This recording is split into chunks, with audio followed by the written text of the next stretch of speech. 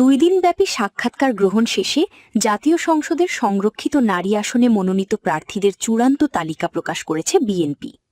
নয়াপল্টনে বিএনপির কেন্দ্রীয় কার্যালয়ে সোমবার সংবাদ সম্মেলনে তাদের নাম ঘোষণা করেন দলের সিনিয়র যুগ্ম মহাসচিব রুহুল কবির রিজভী।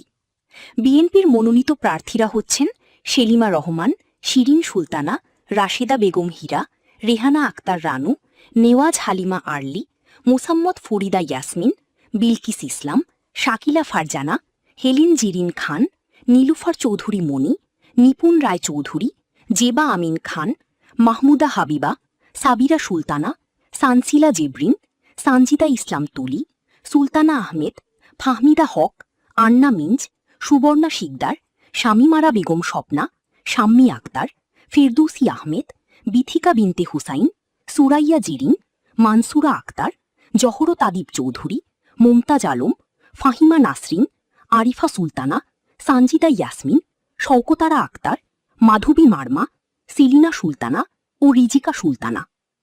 জানা গেছে, দলের হাইকমান্ড থেকে সবুজ সংকেত পাওয়ার পর আজ সোমবার আনুষ্ঠানিকভাবে তাদের নামের তালিকা প্রকাশ হয়।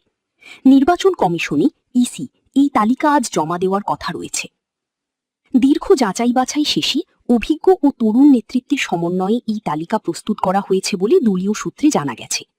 সূত্র জানায়, নবীন প্রবীণের সমন্বয়ে সংরক্ষিত আসনে প্রার্থী চূড়ান্ত করা হয়েছে। এর মধ্যে যেমন অভিজ্ঞরা রয়েছেন, তেমনই রয়েছে অপেক্ষাকৃত তরুণ নেতৃত্ব। এর আগে গত শুক্র ও শনিবার রাজধানীর গুলশানে দলীয় চেয়ারপারসনের কার্যালয়ে 10টি সাংগঠনিক বিভাগের মনোনয়ন প্রত্যাশীদের সাক্ষাৎকার নেন দলের চেয়ারম্যান ও প্রধানমন্ত্রী তারেক রহমান। সেখানে দলটির স্থায়ী কমিটি সহ মনোনয়ন বোর্ডের সদস্যরা উপস্থিত ছিলেন।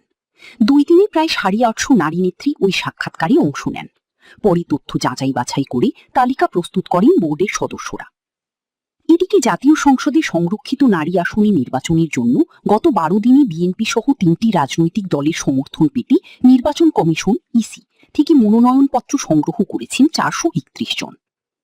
সংরক্ষিত আসনের নির্বাচনের সহকারী রিটার্নিং কর্মকর্তা ও ইসির উপসচিব মোহাম্মদ মনির হোসেন জানান, রোববার বিকেল পর্যন্ত মনোনয়নপত্র জমা দিয়েছেন মাত্র 3 জন। ইসির তথ্য বলছে, উত্তোলন করা 431টি মনোনয়নপত্রের মধ্যে বিএনপির পক্ষ থেকে 417, জামাতে ইসলামীর পক্ষ থেকে 13 এবং বাংলাদেশ খিলাফত মজলিসের পক্ষ থেকে 1টি মনোনয়নপত্র নেওয়া হয়েছে।